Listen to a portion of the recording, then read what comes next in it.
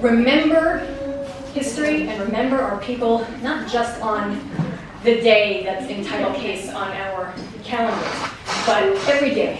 Because it's not just memory and grief and history and meaning is not just confined to a little box on a calendar or a line or however your calendar is laid out.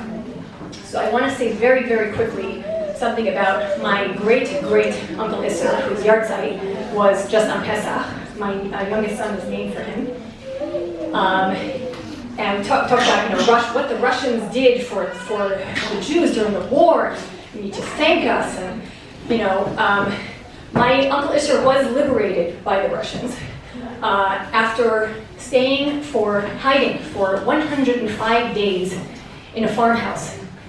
How'd he get there? Let's work backwards, shall we? We'll get that in a minute. My Uncle Isser, in the camps, was known, first, I'll say his name. Yisrael Isser, ben Moshe David and Malka. My Uncle Isser Laufer. In the camps, he was known as 161395. And I was lucky enough, I and many of my family members were lucky enough to get to know him. He is one of the people who spoke. Not everybody speaks, and it's very hard, and especially as those generations are dying out and disappearing, it becomes easier and easier for the history to disappear and be forgotten. He was one of those people who spoke. He was interviewed by Steven Spielberg in that effort that he did to read hours and hours of footage of his testimony. Something that I remember about him, not just visiting him and Tante Hani in their home, first on their chicken farm just outside of Lakewood, and then in Lakewood in a nice little house in New Jersey. Every picture that we took with him, he made sure his sleeve was rolled up. So you could see that number. Saying, I am here. Take that. Take that. And we learned his story because he wanted to talk about it. And I learned more as I was growing up. I learned more specific details once I started valuing not just stories, but the details, the where, the when, the why, the how. The why and the how didn't always, even today we don't always know why and how. But he survived many camps. He had one brother who died in World War I, and his wife and son and his other brother were murdered during the Shoah. The main story I want to say, in January of 1945, was on a forced march to Gleiwitz, which was a sub-camp of Auschwitz. The bombs were falling, the Russians were coming, and they were forced to march there. At some point quickly thereafter, because the Russians were approaching, they were then evacuated and thrown in open train cars. And he situated himself in the front right corner so that he could, number one, have a chance of jumping off without being seen, and also save himself from being, God forbid, crushed to death, which happened. He knew what these train transports were about. And he and two other people jumped off. And he ran into the forest, knowing that he was being chased. And he made it out to the other side, and he found fresh snow on the ground. He knew he was being followed, and fresh snow, we know what that means, not just snow angels. And he saw, in the distance, some sort of farmhouse. It's not that there's a lot of people surviving, they're hidden in farmhouses and barns. It's like, I need to get there. But he turned around, faced the forest, and he walked backwards through the snow. Backwards through the snow till he got to this farmhouse. Luckily,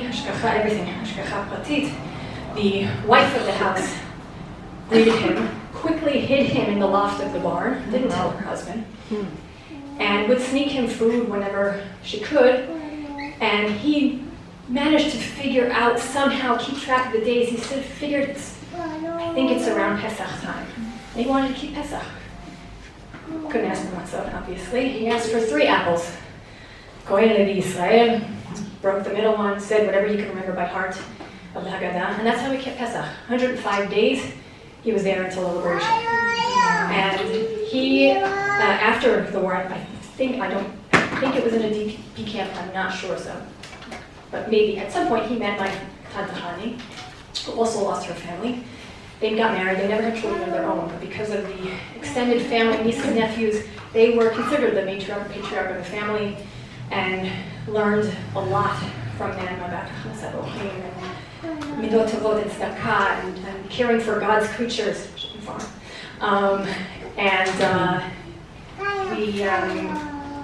They're both actually buried on Har HaZitim here. My Tata Hani passed away in December of 2018. And in fact, like I said at the beginning of our show, I don't know if you can hear me from backstage, that we are here is a testament to all the fighting that people did, that good people did, to make sure that we survived, that people survived, that culture survived, that Torah survived, that spirit survived. So it's really our pleasure and privilege to keep telling stories like this, like Whisper Freedom, that we want to put on a great show. We want to put on a show that's better than great. And we want the process to be wonderful. We want it to be meaningful. And it's for us to learn something and grow along the way. And I want to thank you for being part of that. And making it as wonderful as it could be, because it could have just been, okay, come, show your lines, warm up, show up, know your lines, warm up, learn your lines by heart, and don't memorize them. And as part of what I want to say to you, I want to actually apologize for something. Leading up, I don't know about any of you, I will speak for myself. The time right before a show can be really, stressful. And lots of stuff to do. And we've got our own lives, and thank God my husband and my 2 boys and my full-time job. And there's a lot to do, and if I was ever short with somebody or didn't answer a message quickly enough or yet, I'm still scrolling down and find a unread message from March, something or other. Okay, sorry. Was that you raising your hand? Do I owe you an answer for something? I'll check later. I was an emoji. Mostly my fault anyway, so. No, it's okay. So, in particular, Rehovot was this sort of weird animal where, we sort of finished in Yerushalayim and we kind of, our ripples sort of, we all went our separate ways and then reconvened again.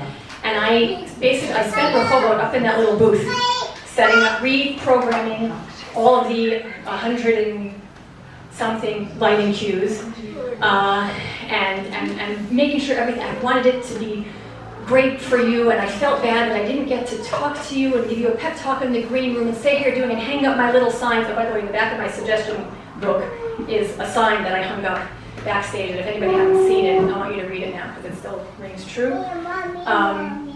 I felt really guilty that I wasn't with you physically and talking to you and hugging you, making sure you're okay and answering any last minute questions or whatever it was. That you guys, some of you heard from me before the show with notes. And then okay, here, remember to do this, please, goodbye. So, but I literally till the last second, they were letting the kahal in and I was programming the last few lighting cues. And then I had to quickly go and change, put on my poncho and take off my little earpiece and run out and make the announcement. And I'm I can't believe I'm starting the show without talking to you guys and being there with you. And I felt so distant. And then the magic of the show happened, and it was all worth it. And recently, literally today, Avital and I handed off the the raw footage of all the show footage to our editor, Marty, who's amazing. And that's well on the way. We got to take sneak peeks here and there of some of the footage, and it was like seeing the show for the first time because the cameras have a nice zoom lens. I was in the worst seat of the house, pressing all the buttons and yelling into the comm thingy things. Speak of English. Speak of perfect English. So, and I got to see your faces, and I got to see your micro expressions and every little, subtle double take or shift of a hip or a breath that you took that was meaningful. And I want to thank you and say kol hakavod for giving everything that you gave to this show and giving up everything that you did in order to do that. I know everybody made sacrifices of some kind or another, and we can't compare notes, and something that's easy for one person is impossible for another. And each and every one of you should be so proud And yes, there could be some relief mixed in there too, okay? But the pride of what you created together, what we created together was beyond my, like I was still stuck in this, like I can't get to talk to them, and this didn't get to fix, and this part, wasn't the same as the queue in Rehovot, and so I wonder if it still, fell just right with the audience, and or the, oh gosh, we were filming and the curtain didn't open. I realized that there's something crazy things that happen on stage that not everybody knows about because they're somewhere else. That's a big story for another day. But I had the scope to see little bits and pieces, and it gave me peace that I hadn't had yet. Still coming down from the show and into Pesach, and then my oven broke Erev Chag, and it was just like, one thing after another. I hadn't fully recovered. And seeing those little bits and pieces, thank you, Avital, for helping. Because like, so do you want to watch a scene? Okay. I want to think about it first, maybe. Yes, okay. For those who don't know, Avital and I work in the same company, so we get to, every once in a while take breaks from our actual work to do this work and play. This is like, work was sort of like the break. Like the show is like life, and the work is like something we do during the day to pay the bills. So thank you all for everything big and little, every eyebrow raise, every, little look or move or pause that you did deliberately or just by accident, because that's what you were feeling in the moment. Sharon mentioned this when she talked about some of the pictures that she saw, how everybody's got this great expression in the moment. It was so true, and it was great to finally see it up close, and that gave me peace that I hadn't had yet, and so thank you all. I'm so happy to be here. I'm very excited about the rest of the program for tonight, because it's gonna be fun. And yes, I will be taking attendance. Just so you know, because I want to remember this moment. Also, one last reminder, if you didn't catch it the first time, take a playbill thingy from Rehovot, take ads, take lost and found stuff, sign my cookbook, please, write something in my book, hug each other, be kind to one another and yourselves, and feel free at any point to keep getting up and getting food, because we don't want it to go to waste. So enjoy, and Navital.